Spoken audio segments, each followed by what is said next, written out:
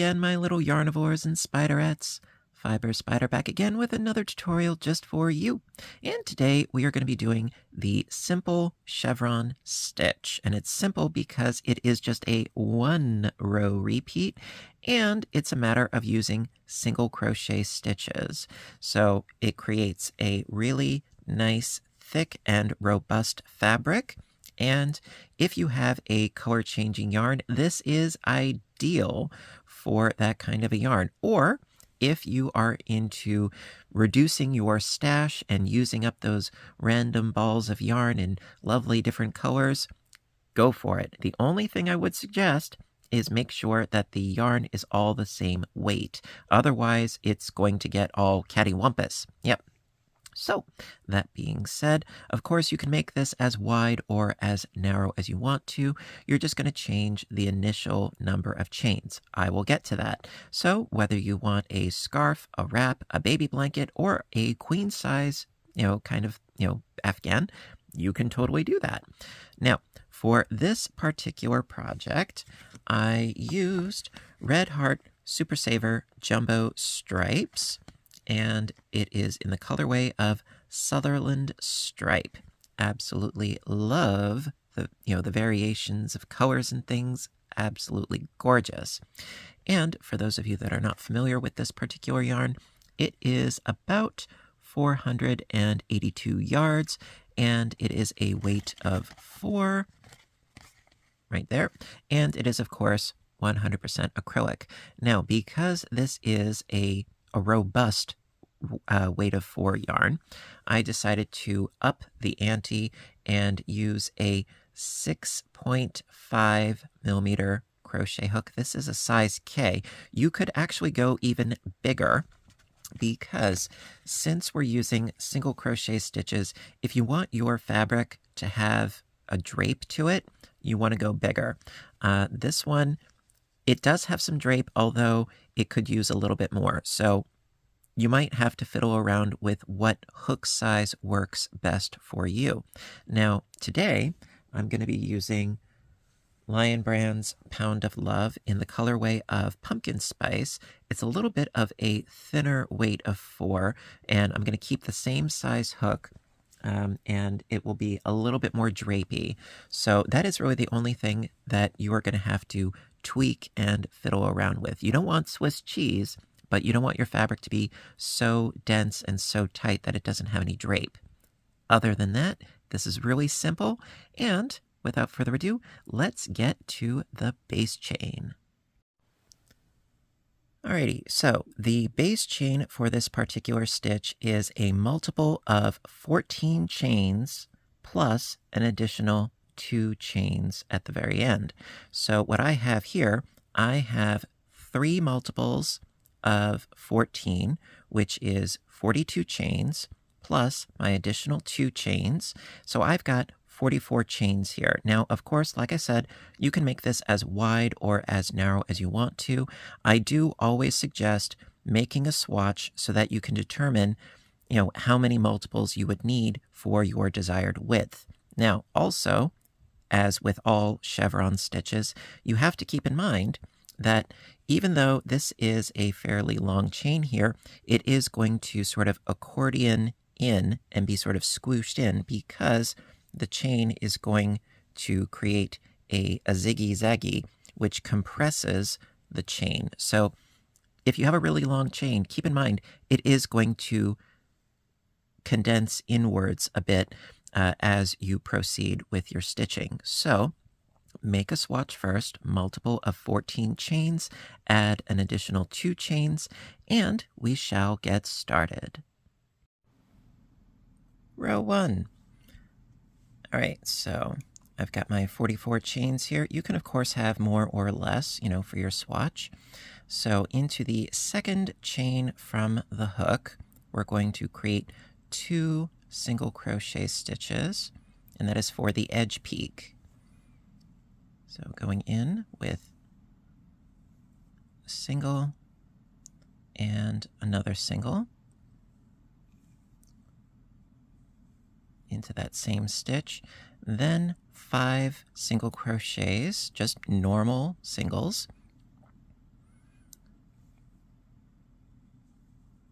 1, 2, 3, 4, and 5. Now we've reached the valley, the base of one of those peaks. So at the base, we need to single crochet the next 3 stitches together. It's easier than you think. Basically, we're going to go into the next chain and just pull up a loop and do that 2 more times. So next chain, pull up a loop, and then the next chain, pull up a loop, so that you have 4 chains, 4 loops on your hook, and then pull through all 4. And that is your decrease. And then we're going to go up to the next peak, so that is 5 single crochets. So 1, 2, 3, 4, and 5. There we are. And then we reach the peak. So in the next chain, 3 single crochets into that next chain. That's going to be our increase. So 1, 2, and 3. Okay, and then we're going to go back down towards the valley. So 5 single crochets. 1, 2, 3, 4,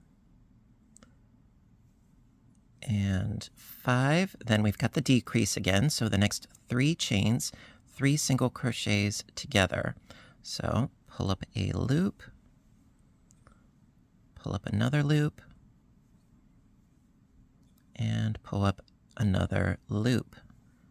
Then we pull through all 4 loops to do our decrease, and then we go back up again with 5 single crochets. So yes, this is very, very simple.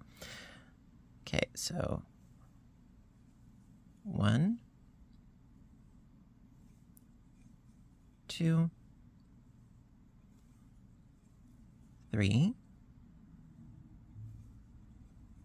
4, and 5. So we've reached the peak again. So into the next chain, 3 single crochets. 1, 2, and 3. Then going back down towards the valley. So that's 5 singles. 1, 2, 3,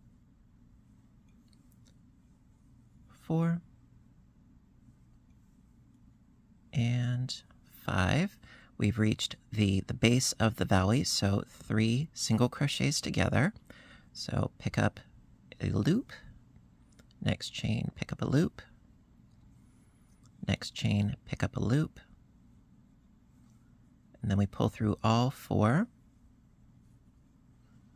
and then going back up to the final peak at the edge. So 5 single crochets. That's 1, 2, 3, 4, and 5.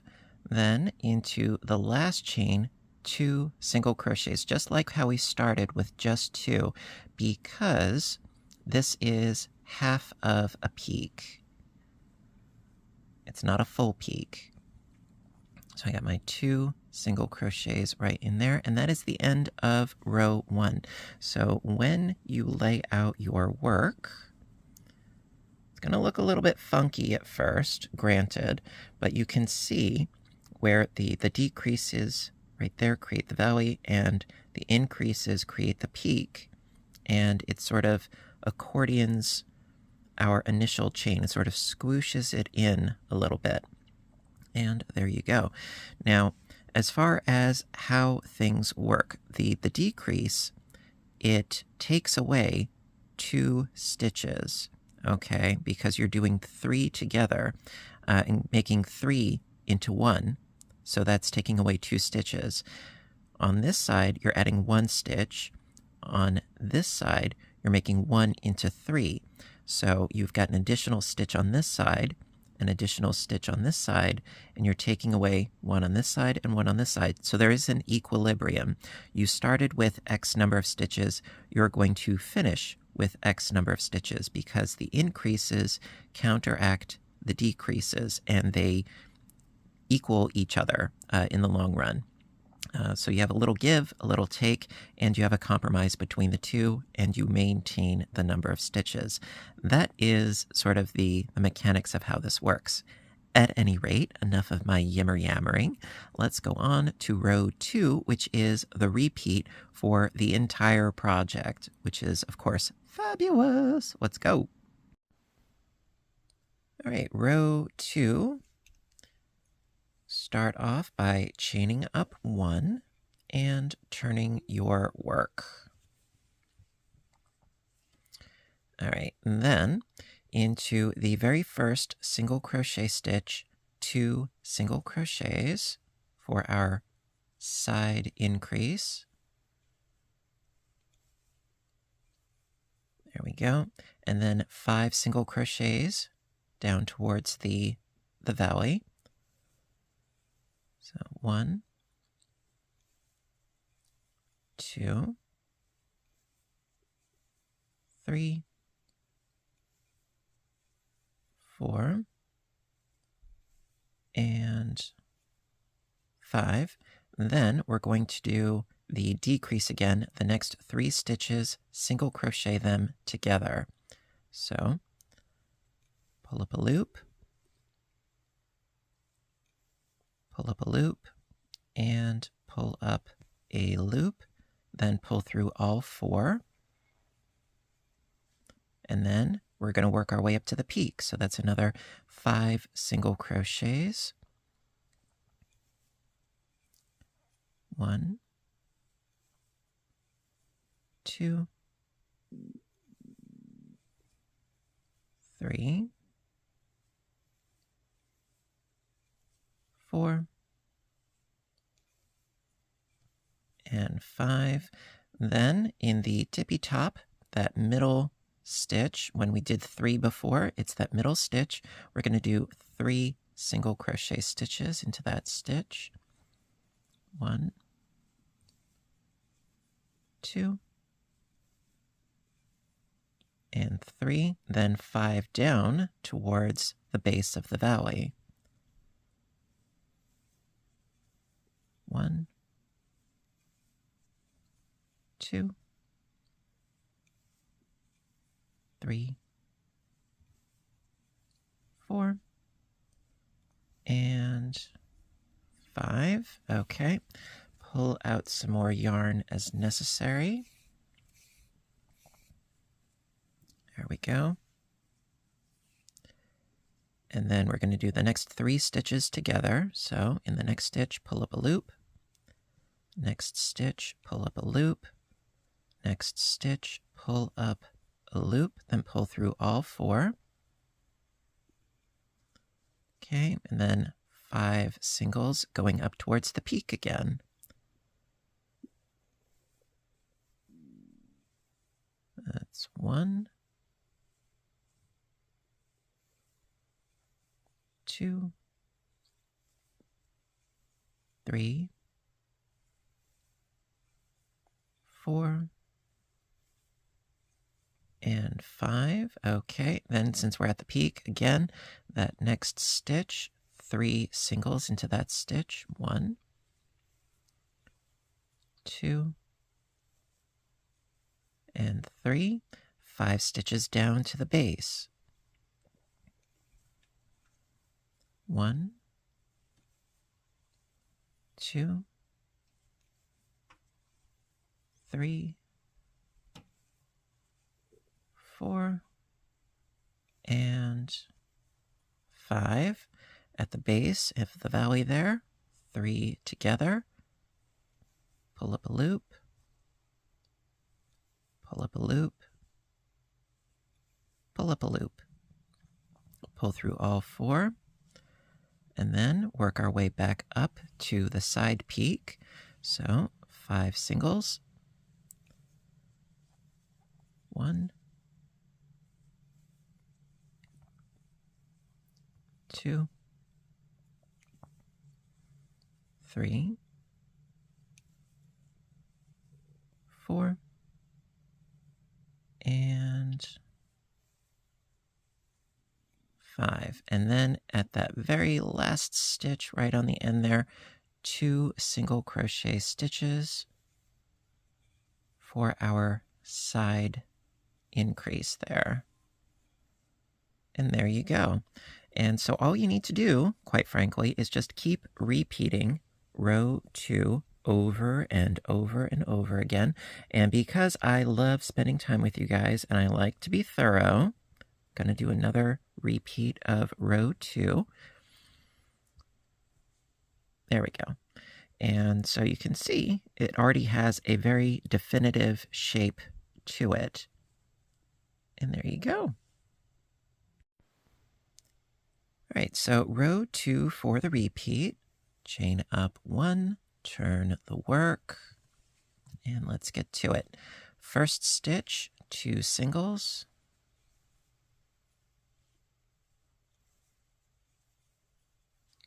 5 singles down. 1, 2, 3, 4, and 5. 3 singles together at the base. Pull up, pull up, pull up, pull through all 4 loops. 5 going up to the peak. 1, 2, 3, 4, and 5. 3 into the next stitch. 1, 2, 3. 5 going down to the valley. 1, 2, 3, 4, 5. A bit more yarn here. Okay, so we're at the base of the valley, so 3 together. Pull up a loop, pull up a loop, pull up a loop, and then go through all 4 loops. And then 5 going up. 1, 2, 3, 4, 5. 3 at the top. 1, 2, 3. 5 going down. 1, 2, 3.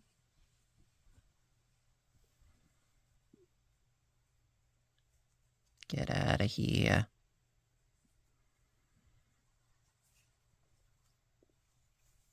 I believe we were at 4 and 5. Okay, then 3 together.